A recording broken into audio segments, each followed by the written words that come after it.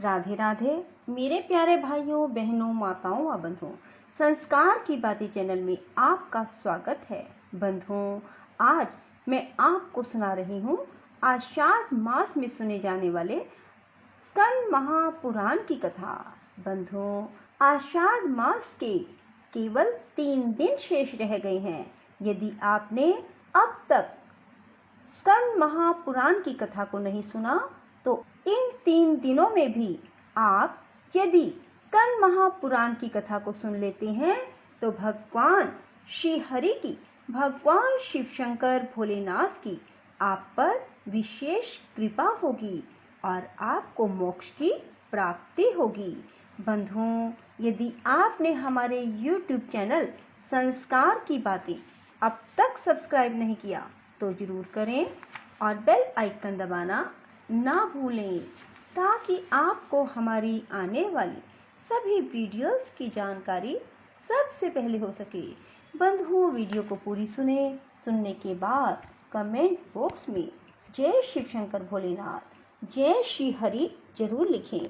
बंधुओं, आज मैं आपको स्कंद महापुराण की कथा में सुना रही हूँ श्री जगन्नाथ जी की रथ यात्रा, गुंडिचा महोत्सव तथा उन्हें मंदिर प्रवेश संबंधी यात्रा और उत्सव की महिमा। जैमिनी जी कहते हैं, श्रद्धा से युक्त प्रस्तुत किए हुए उपचारों द्वारा बलभद्र, श्री कृष्ण और सुभद्रा जी का पूजन करें। इसके बाद जैसे पहले मंदिर से ले आते समय उत्सव किया गया था, उसी प्रकार महान उत्सव करके उन सब भगवत स्वरूपों को उन्हें दक्षिण अभिमुख ले जाएं। उस समय जो मनुष्य दक्षिण अभिमुख जाते हुए श्री कृष्ण, बलभद्र और सुभद्रा का दर्शन करता है, वह स्नान दर्शन जनित समस्त पुण्य फल को प्राप्त करता है। मंदिर के समीप पहुंचने पर बलभद्र और सुभद्रा के साथ जगन्नाथ जी की आरती उतारकर मंदिर के भीतर प्रवेश करावे और फिर किसी प्रकार उन्हें ना देखे। ज्येष्ठ मास के शुक्ल पक्ष में जो पूर्णिमा आती है, उसमें ज्येष्ठा नक्षत्र के एक अंश में चंद्रमा और बृहस्पति हो, बृहस्पति का दिन हो और शुभ योग भी हो, तो वह महाज्येष्ठी पूर्णिमा कहलाती है, जो सब पापों का नाश करने वाली है। महाज्येष्ठी पूर्णिमा महापुण्यमयी तथा भगवान की प्रीति को बढ़ाने वाली है। उसमें करना सिंधु देवेश्वर जगन्नाथ जी का पूजन और उनके स्नान का दर्शन करके मनुष्य पाप राशि से मुक्त हो जाता है। वैशाख के शुक्ल पक्ष में जो पाप नाशनी तीज आती है, उसमें रोहिणी नक्षत्र का योग होने पर राजा पवित्र भाव से संकल्प पूर्वक एक आचार्य का वर्ण करे। फिर जिन्होंने काष्ठ कर्म देखा और जाना हो, ऐसे 1 या 3 बढ़ियों से पूर्वोक्त प्रकार से श्री कृष्ण, बलभद्र और सुभद्रा जी के लिए 3 रथ तैयार करावे, जिनमें बैठने के लिए सुंदर आसन हो, जो सुंदर कलापूर्ण ढंग से बनाए गए हों। रथों का निर्माण हो जाने पर राजा शास्त्रोक्त विधि से मंत्र के अनुसार पूर्ववत उनकी प्रतिष्ठा करे, मार्ग का भली भांति संस्कार करावे। मार्ग के दोनों ओर फूलों के गुच्छे, माल्य, सुंदर वस्त्र, चवर, गुलमलता आदि और फूलों के द्वारा मंडल बनाए। देखने पर ऐसा मालूम हो कि वहां सुंदर फूलों से सुशोभित वन पंक्ति शोभा पा रही है। रास्ते की भूमि बराबर कर देनी चाहिए, वहां कीचड़ नहीं रहना चाहिए, जिससे भगवान का रथ सुखपूर्वक चल सके। पग पग पर रास्ते के दोनों पार्श्वों में दिशाओं को सुगंधित करने वाले धूप पात्र रखे जाएं। सड़क पर चंदन के जल का छिड़काव हो, नगाड़ा और ढक्का आदि बाजे बजाए जाएं। सोने चांदी के ध्वज जिनके बीच में चित्रकारी की गई हो लगाए जाएं।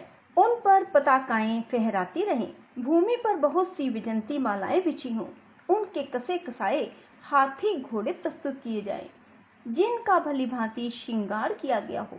इस प्रकार सामग्री एकत्र करके उत्तम भक्ति से युक्त हो राजा महान उत्सव करे। आषाढ़ के शुक्ल पक्ष में पुष्य नक्षत्र से युक्त द्वितीय तिथि आने पर उसमें अरुणोदय के समय भगवान की पूजा करें। ब्राह्मणों, वैष्णवों, तपस्वी और यतियों के साथ स्वयं भी हाथ जोड़कर राजा देवादिदेव भगवान से यात्रा के लिए निवेदन करें।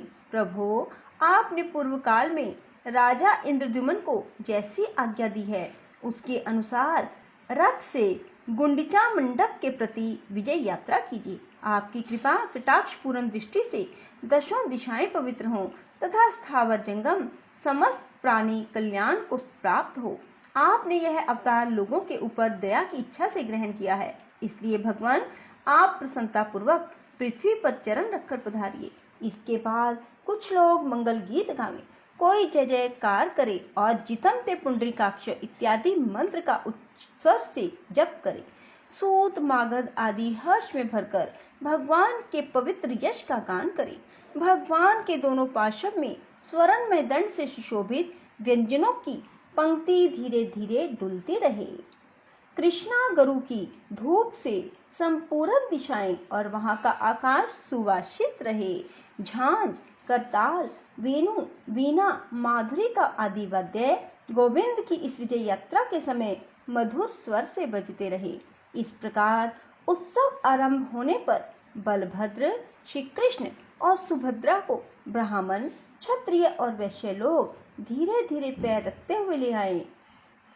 बीच बीच में रुईदार बिछौनों पर उन्हें विश्राम करावें और इस प्रकार उन सब को रथ से ले जावें। फिर उस उत्तम रथ को घुमाकर बलभद्र, कृष्ण और सुभद्रा को सुंदर चंदोवा युक्त मंडप से सुशोभित रथ में विराजमान करें। उन सब को रुईदार गद्दों पर बैठाकर भक्ति पूर्वक भांति भांति के वस्त्र, आभूषण और मालाओं से विभूषित करें। नाना प्रकार के उपचारों से उनकी पूजा भी करें। उस समय रथ पर विराजमान होकर यात्रा करते हुए जगन्नाथ जी का जो लोग भक्ति पूर्वक दर्शन करते हैं उनका भगवान के धाम में निवास होता है। भगवान श्री हरि के उत्सव का महात्म क्या बतलाऊं, जिनके नाम का संकीर्तन करने मात्र से 100 जन्मों का पाप नष्ट हो जाता है। रथ में स्थित हो महादेवी की ओर जाते हुए उन पुरुषोत्तम श्री कृष्ण, बलभद्र और सुभद्रा जी का दर्शन करके मनुष्य अपने करोड़ों जन्मों के पापों का नाश कर लेता है। मेघों के द्वारा जल की वर्षा के संयोग से रथ का मार्ग जब कीचड़ युक्त हो जाता है उस समय भी वह श्री कृष्ण की दिव्य दृष्टि पड़ने से समस्त पापों का नाश करने वाला होता है।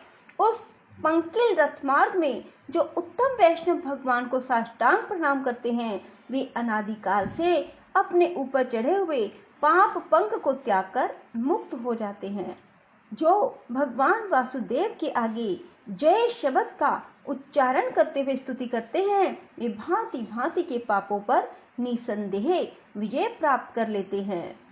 जो श्रेष्ठ पुरुष महानृत्य करते और गाते हैं वे उत्तम वैष्णवों के संसर्ग से मोक्ष प्राप्त कर लेते हैं।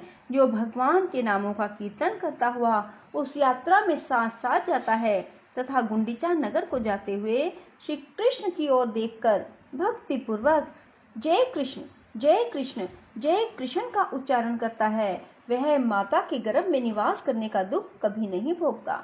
जो मनुष्य रथ के आगे खड़ा होकर चंवर, व्यंजन, फूलों के गुच्छे अथवा वस्त्रों से भगवान पुरुषोत्तम को हवा करता है वह ब्रह्मलोक में जाकर मोक्ष पाता है। जो पवित्र सहस्त्र नाम का पाठ करते हुए रथ की प्रदक्षिणा करते हैं वे भगवान विष्णु के समान होकर वैकुंठ लोक में निवास करते हैं।